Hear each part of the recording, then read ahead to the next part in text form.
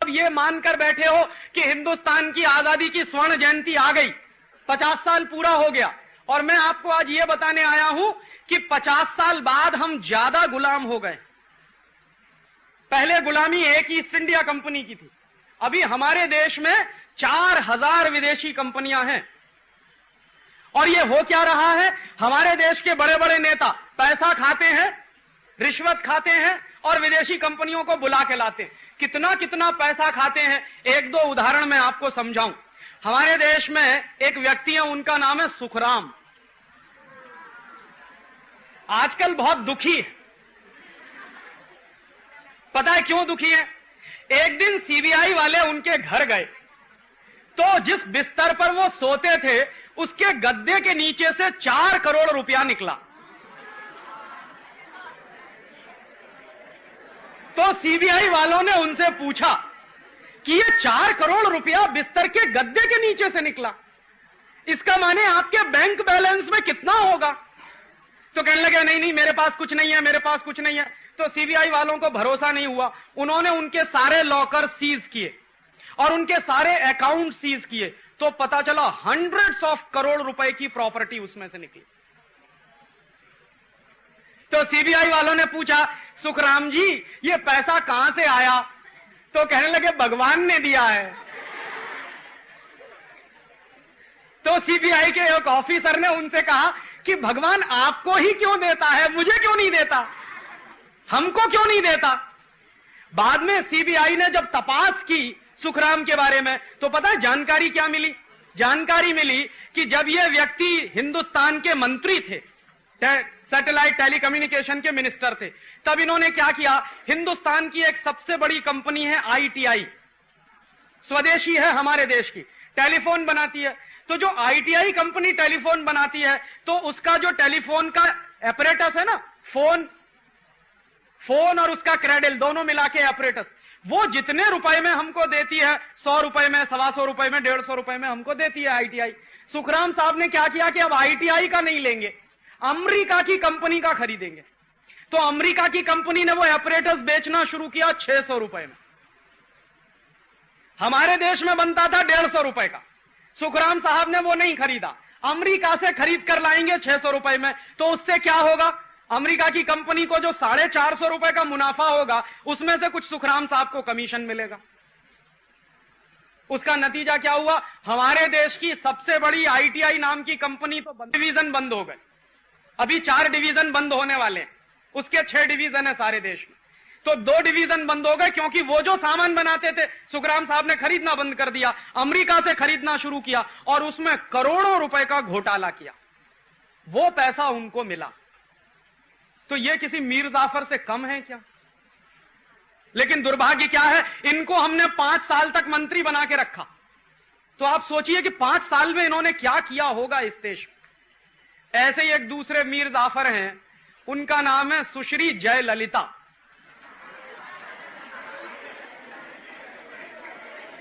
वो क्या थी, वो तमिलनाडु की मुख्यमंत्री थी। तो जब वो तमिलनाडु की मुख्यमंत्री थी ना, तो उसकी तनख्वाह मालूम है कितनी थी? पे उसकी ₹1.25 पर मंथ, ₹1.25 पर मंथ, ये उसकी सैलरी। और इतनी सैलरी पाने वाले बहन के घर में जब सीबीआई वाले पहुंचे तो क्या मिला पता? 40 किलोग्राम सोना, 800 किलोग्राम चांदी, 10,500 साड़ियां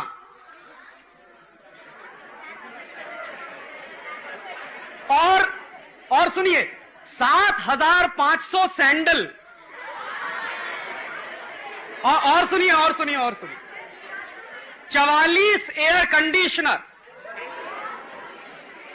और सुनिए 19 लिम्यूजिन कार्स, और एक लिम्यूजिन कार की कीमत है 5.5 लाख रुपए इस समय। तो 19 कार्स और आखिर में 65 करोड़ रुपीस कैश। अब सुनिए कि उसको तो ₹1.25 पे मिलती थी पर मंथ। इतना पैसा कहां से आया? जिसको ₹1.25 तनख्वाह मिलती हो, उसके घर में 65 करोड़ रुपए कैश, 40 किलोग्राम सोना, 800 किलोग्राम चांदी, 10,500 साड़ियां, 7,500 जूते और 19 विदेशी कार, इतना सब कहां से आया? तो उसकी तपास जब हुई है, अभी पूरी हो चुकी है, तो सीबीआई वालों ने बताया कि ये जब मुख्यमंत्री थी तमिलनाडु की, तो तमिलनाडु में चंदन के जंगल हैं। चंदन समझते हैं? सैंडलवुड। तो हजारों हेक्टेयर के चंदन के जंगल इसने विदेशी कंपनियों को मुफ्त में बेच दिए। तो विदेशी कंपनियों ने क्या किया? उसके बदले में रिश्वत खिलाई, और अब वो रिश्वत खा के अब उनके ऊपर कोर्ट में केस चल रहा है। पता नहीं कब तक चलेगा, ये नहीं मालूम, कब उनको फांसी मिलेगी ये भी नहीं मालूम, लेकिन इस देश में चल रहा है। मीर जाफर नंबर 2 देखिए क्या है।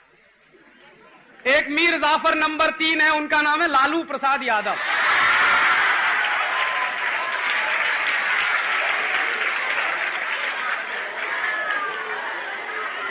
अब उन्होंने क्या किया है, सुनिए सुनिए सुनिए, वो इन दोनों के बाप हैं।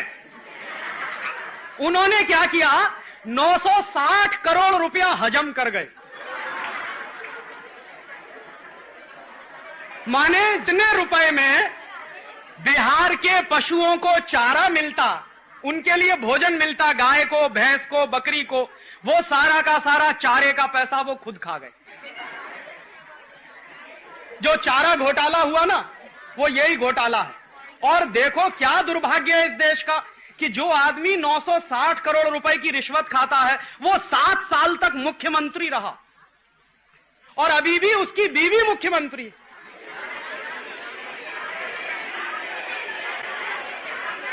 तो आप जरा अपने आप से पूछिए, ये मैं कह रहा हूं इसलिए नहीं, आप अपने आप से पूछिए कि इतने बड़े बड़े मीर जाफर अगर इस देश में हैं, तो क्या होगा इस देश का? सोचिए जरा। बेचारा जो मीर जाफर था वो तो करोड़ 2 करोड़ रुपए में बिका, ये तो 960 करोड़ खाते हैं। और रोज आप अखबार पढ़िए तो कोई भी दिन ऐसा बाकी नहीं जाता जिस दिन हजारों करोड़ का घोटाला ना होता। तो आप जरा सोचिए कि क्या इसी के लिए हमने आजादी पाई थी? माने एक मीर जाफर के कारण 250 साल गुलाम हो गए। अब आजादी के 50 साल के बाद ऐसे ही मीर जाफरों को हिंदुस्तान में फिर से। और तब दोस्तों हम सबको यह सोचना पड़ेगा कि कुछ गड़बड़ हो रही है इस देश में। क्या गड़बड़ हो रही है? ये सारे के सारे बड़े नेता विदेशी कंपनियों को बुला बुला के उनसे रिश्वत खा खा के हिंदुस्तान को बेच रहे हैं। और क्या हो गया है, ये एक बाजू में है, दूसरे बाजू में एक और दूसरी बड़ी दुर्घटना इस देश में चल रही है कि जिन विदेशी कंपनियों को ये नेता बुलाकर लाते हैं, उनका सामान कौन खरीदता? हम सब लोग खरीदते। माने हम भी छोटे छोटे मीर जाफर हैं। तो क्या होता है कि विदेशी कंपनी का सामान हम खरीद कर लाते हैं, दुकानदार को पैसा देते हैं, दुकानदार क्या करता है, उस पैसे को विदेशी कंपनी को पहुंचाता है। विदेशी कंपनी चूंकि दूसरे देश से आई है, तो वो आपके देश का पैसा अपने देश में ले जाती है।